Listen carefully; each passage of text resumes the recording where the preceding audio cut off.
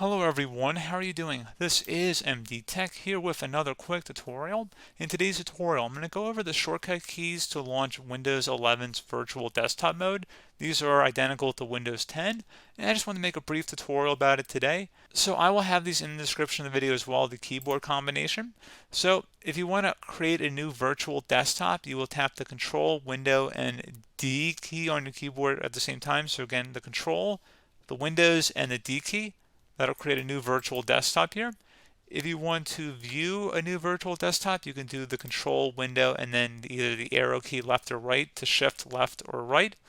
So again, pretty straightforward.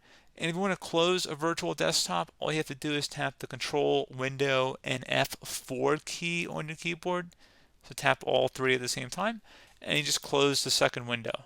So pretty straightforward process, guys. I do hope I was able to help you out, and I do look forward to catching you all in the next tutorial. Goodbye.